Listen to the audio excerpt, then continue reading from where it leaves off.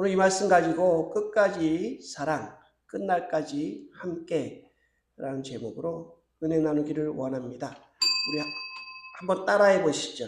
끝까지 사랑, 끝날까지 함께.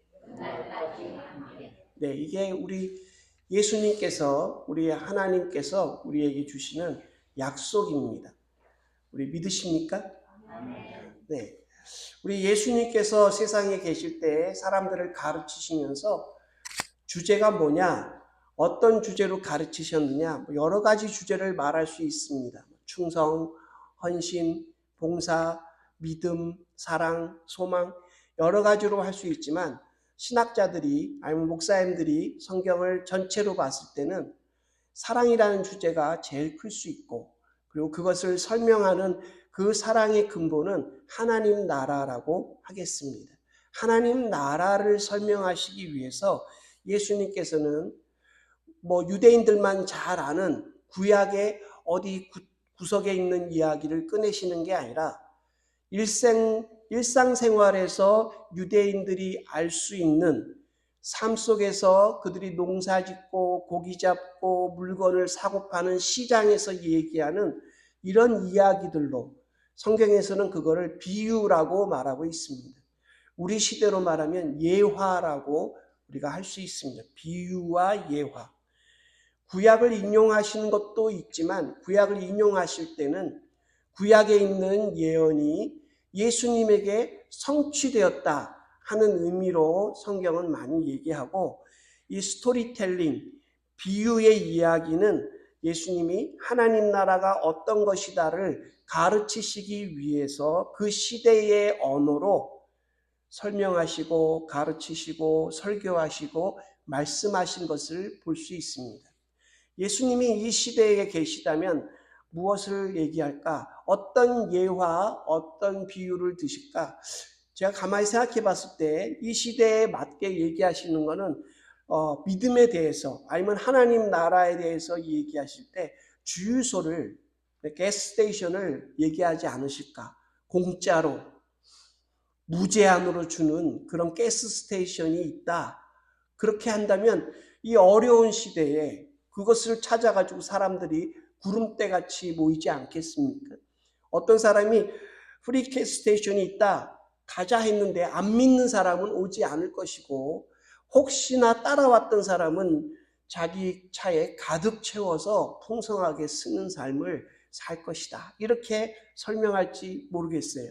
왜냐하면 그 당시 예수님 당시에는 사람들이 많이 배가 고팠거든요. 그러니까 예수님이 임금이 잔치를 베풀어서 누구나 오라 하였고, 조건은 들어올 때 옷 입는 거 이거 하나 조건을 건 왕이 있었다. 그런데 오지 않고 도망가고 핑계대고, 그래서 누구나 오라고, 초대받지 않은 사람 길거리에서 누구나 오라고 예수님이 이렇게 스토리텔링 하신 것을 보게 됩니다.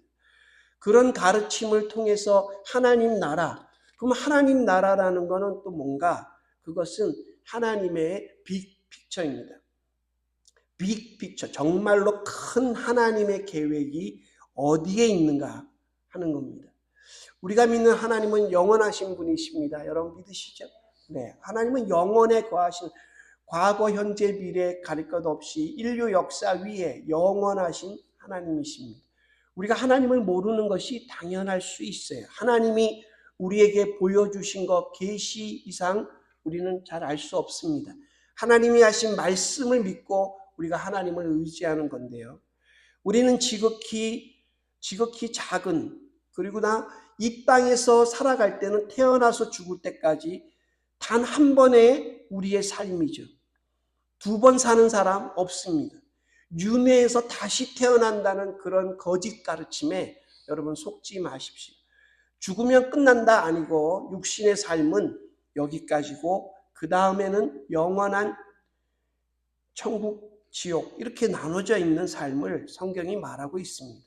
살고 있는 이 우리에게 하나님의, 또 영원한 세계에 살고 계신 하나님의 정말 큰 그림, 빅픽처는 뭘까? 우리가 늘 생각해야 되는데요. 오늘 그 빅픽처에 가장 하나님께서 우리에게 작고 제한적이고 정말 연약한 삶을 사는 우리들에게 하나님의 약속, 아까 뭐라고 했습니까? 끝까지 사랑하겠다. 끝날까지 함께 하시겠다 하는 그런 약속입니다. 그 의미가 뭘까? 우리가 오늘 은혜를 나누고자 합니다. 그래서 저도 오늘 예수님이 하신 이 말씀을 잘 설명하기 위해서 어떤 예화를 조금 사용하려고 합니다. 뭐 다른 게 아니라 여러분들이 잘 아시는 대로 우리 이 LA 지역에도 지금 막 도로 공사를 하고 뭔가를 막 열심히 하는데 이유가 뭐냐면 올림픽이 옵니다. 여러분 올림픽의 제일 마지막 경기는 마라톤입니다. 제가 오늘 들고 싶은 비유는 이 마라톤 경기입니다. 일반 마라톤이 있고 일반 올림픽이 끝나면 패럴 올림픽이 열리죠. 마라톤, 패럴 올림픽 이 두 개 다 하이라이트 마지막에 클라이막스를 장식하는 것은 마라톤입니다. 그만큼 마라톤이라는 경기는 극한의 죄송합니다. 극한의 경기입니다. 42.195km를 달리는 거라 인생의 비유도 합니다. 인생은 100m 단거리가 아니라 마라톤과 같다. 막 달려가 성취하고 나면 끝나는 게 아니라 예수님 딱 믿으면 천국 가는 게 아니라 우리는 마라톤을 하듯이 인생을 살아야 된다. 아마 들어보셨을 겁니다. 이 마라톤이 우리가 보면 경기에 이 일반 마라톤하고 장애인들이 뛰는 핸디캡들의 마라톤하고 다른 룰이 하나 있습니다. 그것이 뭐냐? 페이스메이커라고 하는 일반 마라톤에는 페이스메이커가 있다면 이 핸디캡 마라톤에는 가이드 러너라고 하는 룰이 있습니다. 두 개가. 좀 설명드리면 마라톤을 뛰는 주인공 선수들이 있고 그것을 돕는 사람들을 말합니다. 페이스메이커부터 제가 설명을 드리면 42.195km를 달리는데 이게 42.195km다 보니까 몇 시간 만에 주로 경기가 되죠? 2시간. 지금 2시간 벽을 깨지는 못했다고 듣고 있는데요. 2시간이 최맥시멈이고 지금 그 2시간 10분 뭐 상황에 따라 그렇게 갑니다. 그러면 선수들이 뛰면서 이게 기록이 제한되어 있는 게 아니기 때문에 처음부터 열심히 뛰는 사람도 있지만 그 사이에 서로 눈치 보는 눈치 게임을 합니다.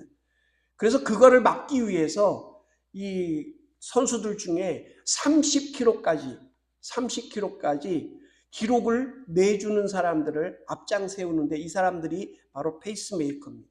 이 심장에 달고 있는 것도 마찬가지죠.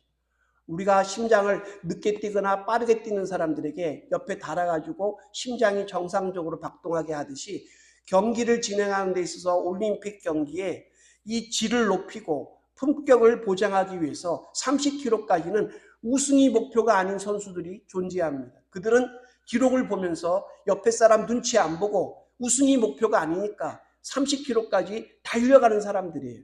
막 달려가면 그 사람들의 그 페이스에 맞춰가지고 사람들이 쫓아갑니다. 눈치를 보면서 최정상급 선수가. 그래서 어느 정도의 세계 정상권 위의 속도를 내기 위해서 사용되는 사람들인데 일반 마라톤에 있습니다. 이들의 목표는 끝까지 완주하는 게 아닙니다. 순수한 달리기로서 이 마라톤이 스포츠로서 정말로 제대로 경기를 내고 사람들에게 하기 위해서 꼭 필요한 사람들입니다. 30km쯤 가면 이제 떨어질 사람 떨어지고 선두 그룹이 형성돼서 여기서 그 사람들이 이제 금운동이 나오는 그런 일을 하는 사람들이에요. 이 페이스메이커라는 사람들은.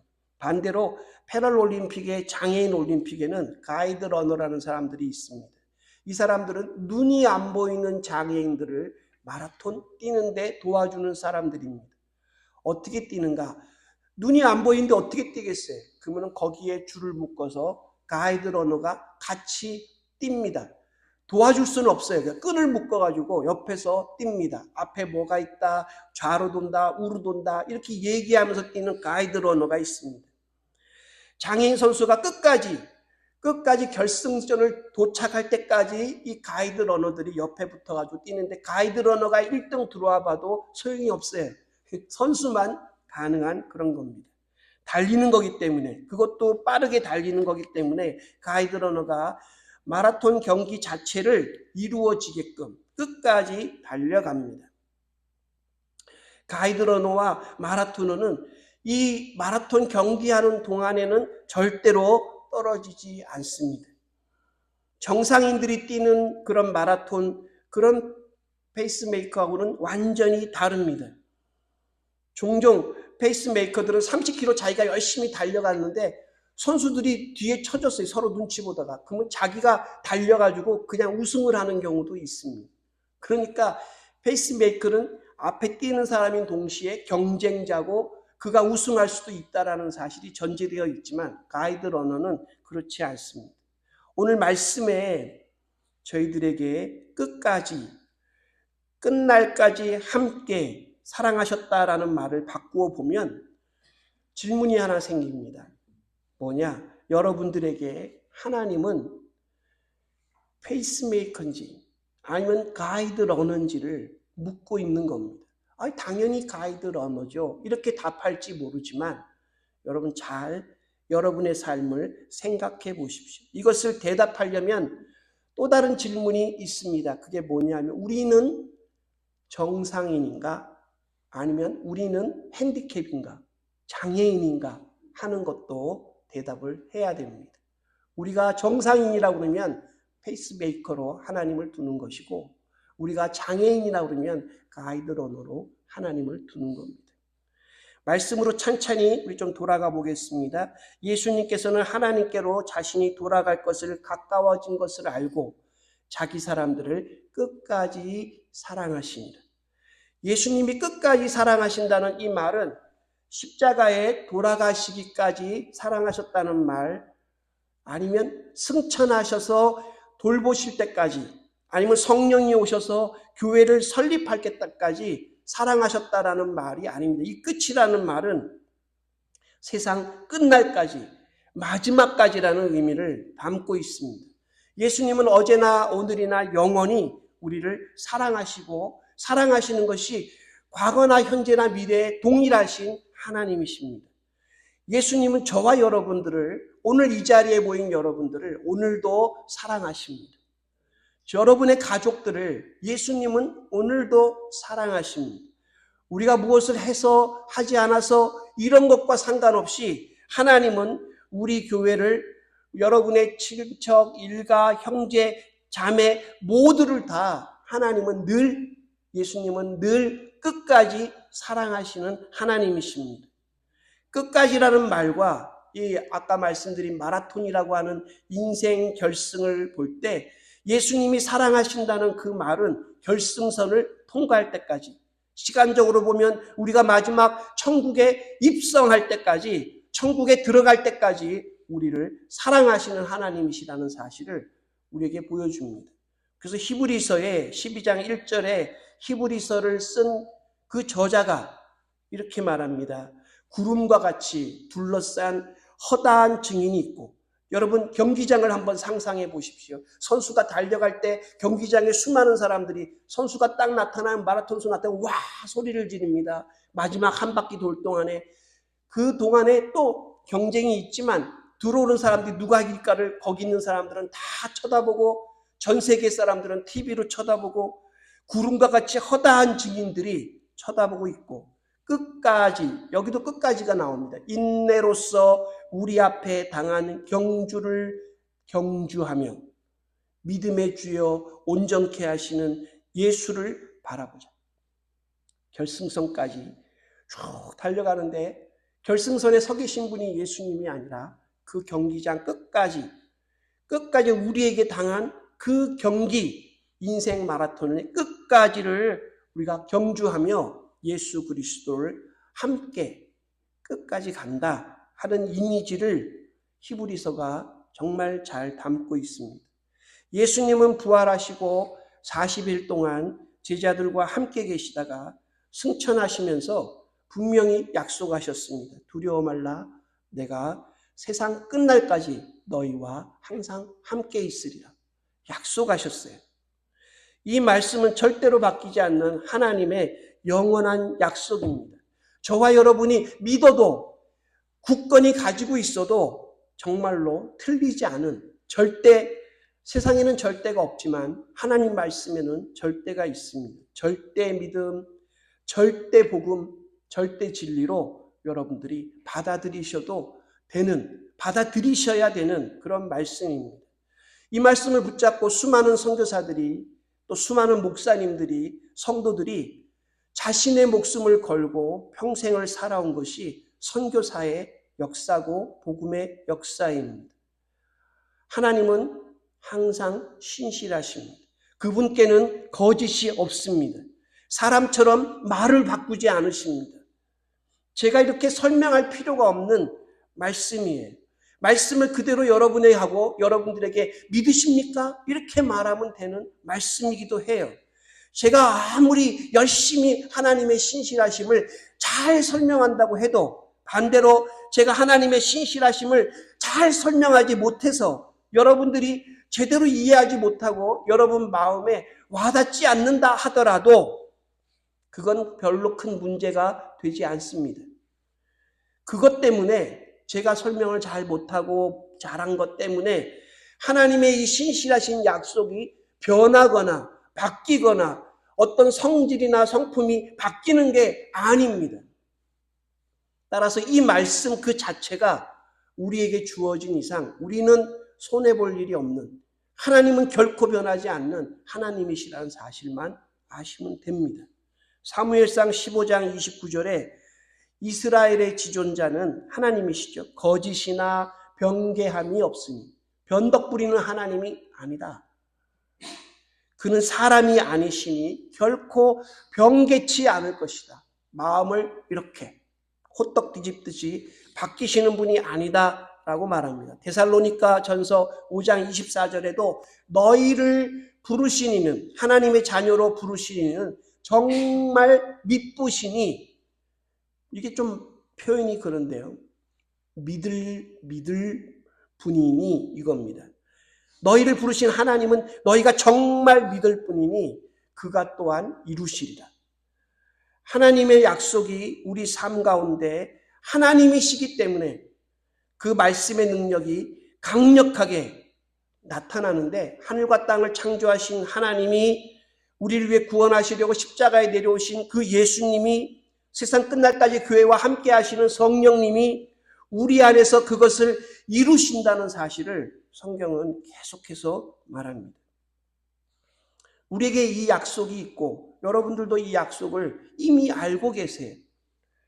그런데 왜 우리는 자꾸 흔들릴까요?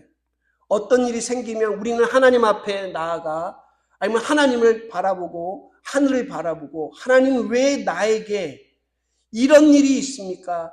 하나님 왜 나에게 기도를 들어주시지 않고 이런 일이 생겼습니까? 라고 우리는 말하죠. 하나님의 말씀이 우리 삶의 현실에 능력으로 나타나지 못하는 이유는 무엇일까요? 끝날까지, 맨 끝에만이 아니라 계속 끝까지, 어제와 오늘과 내일까지, 미래까지 하나님은 계속 우리를 사랑하신다는데 그 사랑이 우리 안에는 왜 잘 나타나지 않을까요? 하나님의 약속으로 인해서 발생돼야 될 어마어마한 축복이 우리에게는 왜 잘 나타나지 않는 걸까요? 나는 왜 잘 느끼지 못하는 걸까요? 그래서 우리가 갖고 있는 그 믿음에 대해, 그 믿음이 진짜인지 좀 점검해 보기를 원합니다. 하나님이 문제가 아니라 우리가 가지고 있는 믿음이 문제라는 인식에서부터 우리는 출발해야겠습니다. 자기 자신을 잘 돌아보는 것에서 시작해야 되는데, 하나님에게서 문제의 해결을 여러분 찾지 마십시오. 하나님 편에는 아무런 문제가 없습니다. 신실하신 하나님께서는 말씀 그대로 이루실 하나님이시라는 사실을 성경은 말합니다. 문제는 다른 데 있는 게 아니라 우리에게 있습니다. 우리가 생각하는 것, 그거 이하로, 우리가 우리 자신을 보는 것 이하로 우리 믿음이 형편 없을 수 있다 하는 겁니다. 말씀은 아는데 나는 말씀과 전혀 무관한 삶을 살고 있을지 모릅니다. 말씀은 들었어요. 압니다.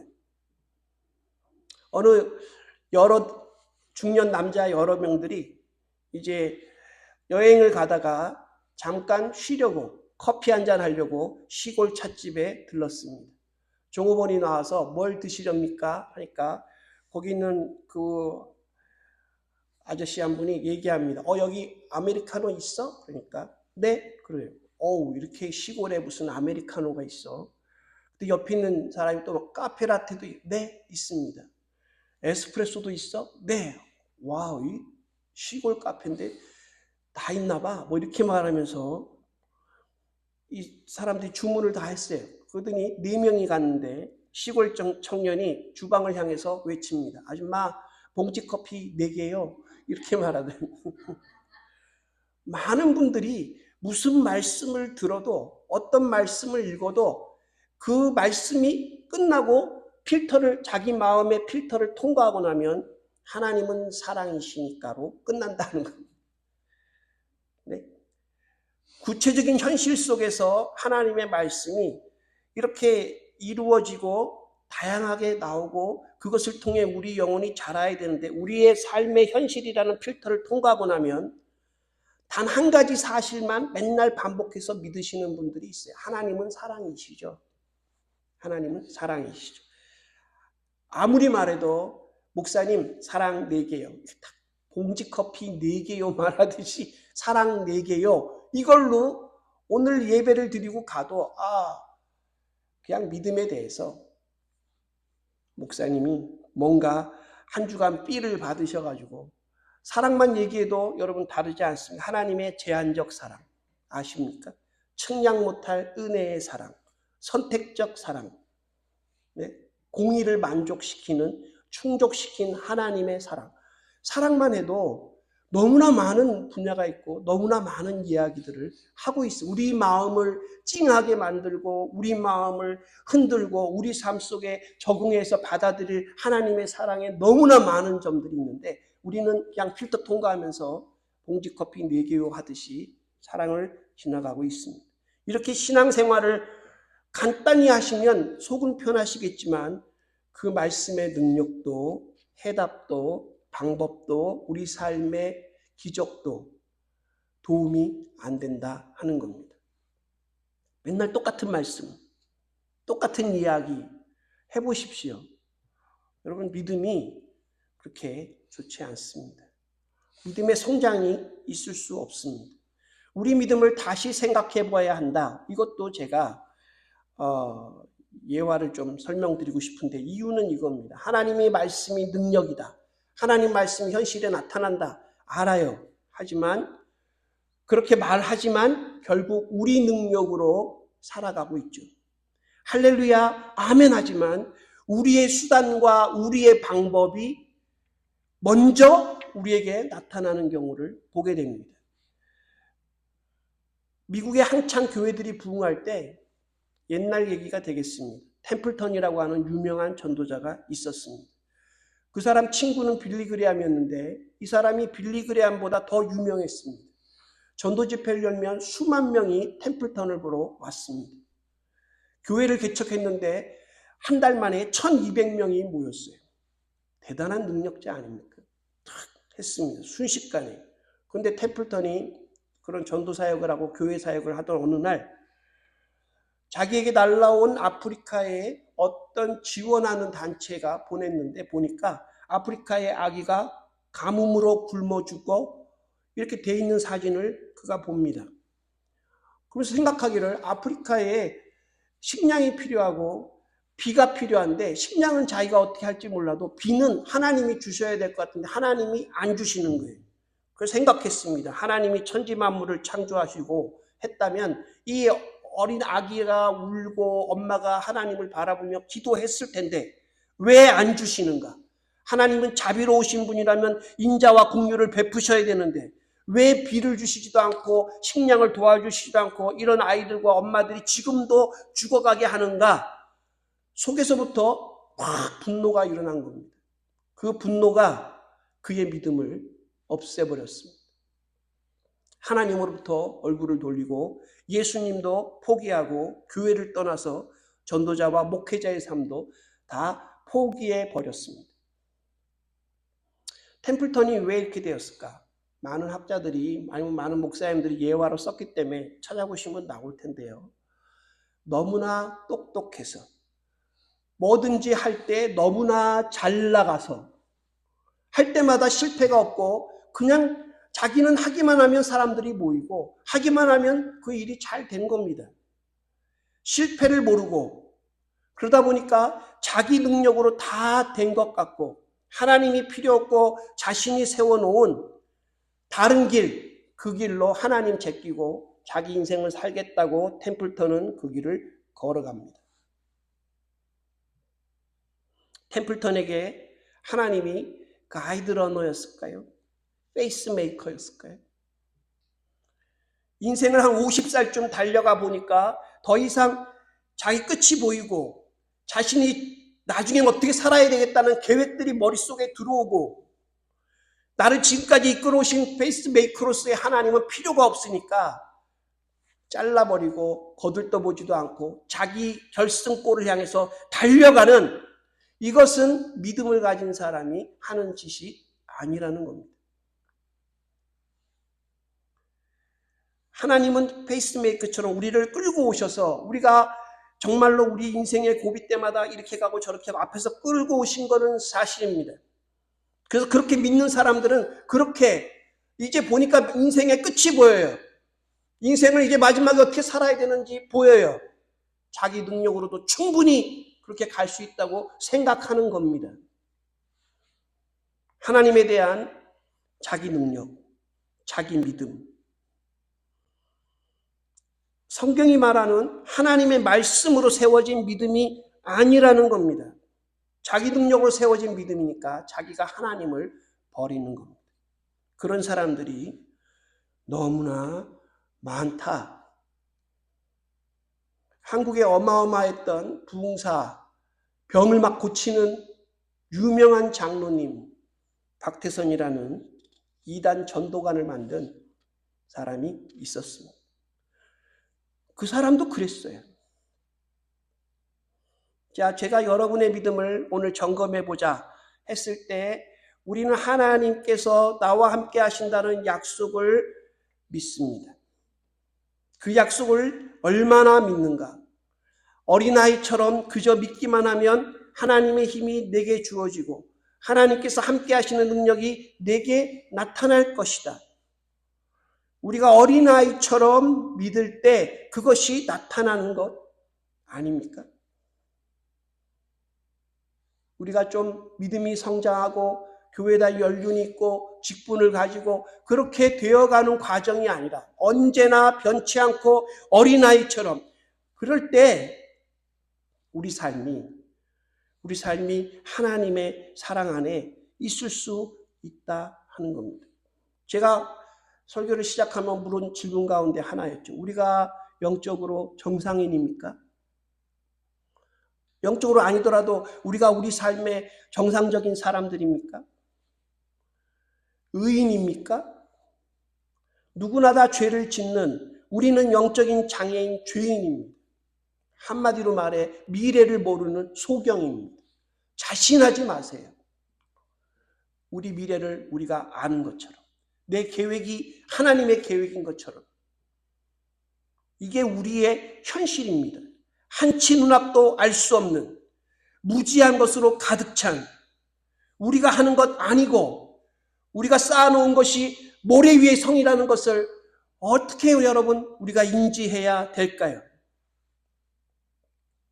우리 손에 우리 영혼에 정말로 사랑이라는 이름으로 끈을 묶어주시고 우리를 죄악에서 죽음의 구렁텅에서 끌어내셔서 천국 가는 그 끝날까지 우리와 함께 옆에서 달려가 주시겠다고 하시는 분이 도대체 누구이신가? 하나님, 우리 하나님이시라는 사실을 우리는 알아야겠습니다. 하나님과 동행하는 믿음을 가지고 우리의 삶을 성장시키려면 같이 가는 마음, 하나님과 같이 가는 훈련, 같이 가는 연습이 필요합니다. 여러분 잘 생각해 보십시오. 사람 관계도 마찬가지입니다. 관계가 뭡니까? 친한 친구와 걷든지 연인끼리 걷든지 함께 동행하면서 서로 주고받는 아름다운 교제, 눈과 눈을 마주치면서 서로가 마음에 있는 이야기를 나누고 그 교제가 풍성하여질 때 매일 만나는 친구가 20년 동안 같은 집에서 자란 형제보다 자매보다 더 친하게 많은 이야기를 할 수 있는 원리를 여러분은 아시지 않습니까? 동행하는 자로서, 파트너로서 의무가, 듀리가 존재하는 거죠. 하나님은 제가 말씀드렸죠. 하나님은 변하지 않으십니다. 하나님은 그 자리에 계십니다. 언제나 동일한 능력으로 동일하게 모든 사람들에게 베푸시는 정말 공평하신 하나님이십니다. 함께 가는 훈련과 연습으로만 가이드 러너로서의 하나님과 동행하는 호흡을 맞출 수 있는 겁니다. 제가 정말 잘 아는 분이라고 말씀드리고 싶습니다. 이분을 보면 친구를 기가 막히게 사귀어요. 그것도 단기간에 죽고 못하는 사이로 친구를 만들어요. 와, 정말 대단한 재주더라고요. 막 죽고 못 살아요. 그런데 문제는 오래 못 가요. 그 이유가 뭘까? 옆에서 가만히 지켜본 저로서는 딱 하나입니다. 그분이 변덕스러워. 못 말리는 변덕이 있어요. 목을 내올 정도로 막 좋아하다가 어느 날 갑자기 싫어지는 거예요. 변덕을 부려요. 관계가 금세 친해진 것만큼 금세 헤어지더라고요. 이건 뭐 남자 여자 얘기가 아니라 자기 동성 친구에게도 그렇게 하더라고요. 여러분, 우리 믿음의 최대의 적은 하나님은 아까 말씀드렸죠. 변개치 않으신 분이다. 변덕이 없으신 분이다. 그건 누구의 문제입니까? 우리의 변덕의 문제라고밖에 할 수 없습니다. 오락가락한 우리의 마음이고 하나님께 대하여 잘해주고 잘 나갈 때는 감사와 찬양과 영광을 잘 드리느냐? 그게 아닙니다. 잘 못 드려요. 근데 안 되고 힘들고 병들고 그럴 때는 하나님을 원망하고 하나님에 대하여 하나님이 만드신 빅픽처에 대한 생각은 하나도 하지 않고 그냥 불평, 원망, 심지어는 아까 말한 대로 자기 생각 그것 따라 하나님을 떠나는 겁니다. 예수님 당시 유대인 지도자들, 바리새인, 섹투스 여러분 들어보셨죠? 서기관들, 이런 사람들. 그들이 누굽니까? 모태신앙이에요. 아버지, 어머니, 형제자매, 사회, 이웃까지도 나라까지도 신앙으로 하나님 말씀으로 똘똘 뭉친 사람들이 말씀을 어릴 때부터 듣고 배우고 배운 말씀에 익숙한 잘 아는 사람들이었습니다. 네? 근데 그들을 본 하나님의 아들 예수님은 그들이 말씀의 사람이라고 믿음의 사람이라고 하지 않으셨어요. 왜냐하면 그들에게 말씀은 말씀이고 내 삶은 내 삶이기 때문에 그렇습니다. 영적인 것에 하나님 말씀이 필요하지만 세상 살아갈 때는 하나님 말씀 제껴놓고 돈이 필요한 거라고 그렇게 믿고 종교생활 한 사람들입니다. 하나님을 섬기는 것과 자신들이 살아가는 세상을 살아가는 것은 전혀 다르다고 그들은 믿었습니다. 그들이 정말 두려워한 것은 하나님이 아니고 로마 권력이고 자신의 권력 유지고 예수님 등장으로 자신들의 돈이 사라질까 봐 백성한테 벌벌 떨면서 두려워했습니다. 그 예수님이 그들을 보고 하나님을 제발 제대로 믿으라고 안 그러면 너희 큰일 난다고 야단치고 책망하고 지적하고 비판하시니까 십자가에 못 박아 죽여버린 겁니다. 왜 이렇게 되었을까요? 정말 왜 그렇게 그들은 그렇게 되었을까요? 어느 부부의 이야기를 읽다가 그들의 상태를 짐작하게 됐습니다. 어느 미국 부부가 기념일을 맞아서 나가서 식사를 하고 돌아오는데 운전대를 남편이 잡고 아내는 옆에서 창문을 쳐다보면서 남편한테 말합니다. 여보, 우리가 차 안에서 아주 가까이 붙어 앉아서 다정하게 얘기하던 때가 언제지? 예전에는 딱 붙어 있었는데 지금은 차만 타도 이렇게 멀리 떨어져 앉는 사이가 언제부터 이렇게 됐지? 운전하는 남편이 그 아내에게 말합니다. 나는 운전자라서 그런지 항상 이 자리에 앉아 있었는데 이 자리를 떠나본 적이 없는데 항상 내 자리를 지키고 있었지. 이렇게 말했어요. 이게 무슨 말입니까?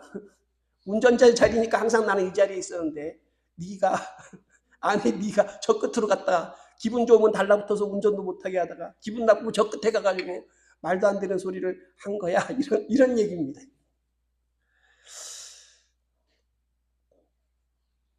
아내가 우리가 언제 다정하게 얘기한 일이 있기나 한가요?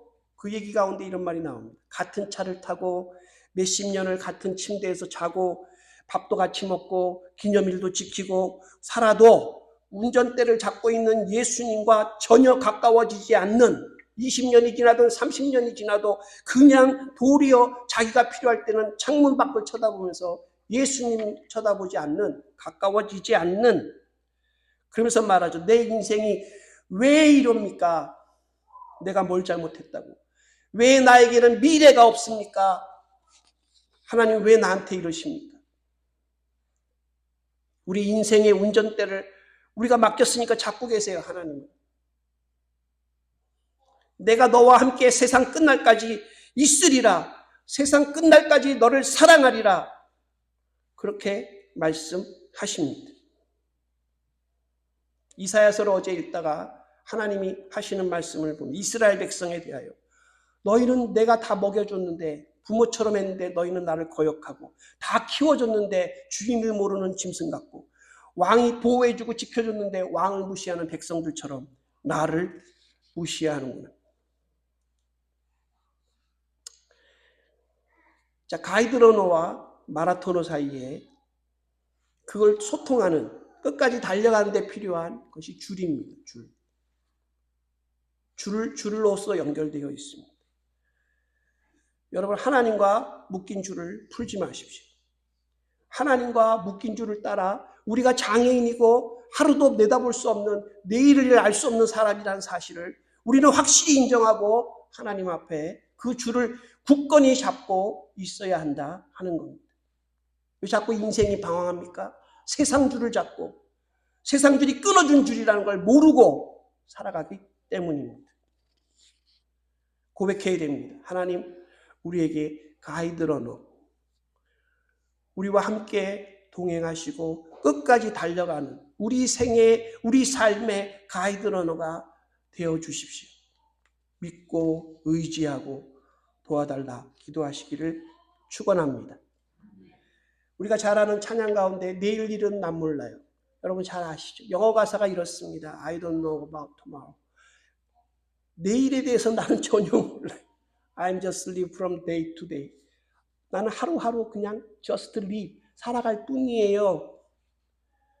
I don't borrow from its sunshine. 내일 햇빛을 나는 빌릴 수가 없습니다. 이 쭉 나가다가 마지막에 영어 가사의 끝이 이겁니다. I don't seem to understand. 나는 내일 많은 일이 일어나는 것을 understand 할 수 없습니다. 그러나 but I know who hold tomorrow. 누가 미래를 잡고 있는지는 알고 있어요. And I know who holds my hand. 누가 내 손을 잡고 있는지는 알고 있어요. 이게 찬양 가사입니다. 내일 일을 여러분 아십니까? 모르지 않습니까? 우리가 알아야 될 건 우리 손을 잡고 있는 하나님, 우리의 미래를 잡고 있는 그 하나님은 함께 가는 겁니다. 기도하겠습니다. 하나님 아버지, 주님 앞에 나와 다시 한번 저희 자신들의 마음을 돌아봅니다. 하나님을 붙잡고 있는지, 아니면 돈을 붙잡고 있는지, 세상의 인연을 붙잡고 있는지, 세상의 뭔가를 다른 걸 붙잡고 있는지, 하나님 그것들은 내려놓고 하나님 손을 붙잡고 이 땅을 살아가는 저희 모든 성도들, 또 사랑하는 교인들 되게 하여 주시옵소서. 하나님 붙잡기를 원합니다. 도와주시옵소서. 우리들이 잘못된 길로 갈 때는 하나님 때려서 돌아오게 하시고 우리를 사랑하셔서 이 짧고 짧은 인생 가운데 정말 하나님을 주인으로 섬기다 마지막 결승전에 들어갈 때 허다한 믿음의 증인들을 바라보며 주님 앞에 무릎 꿇고 눈물 흘리며 안길 수 있는 그런 저희들 다 되게 하여 주시옵소서. 예수님의 이름으로 감사드리며 간절히 기도했사옵나이다. 아멘.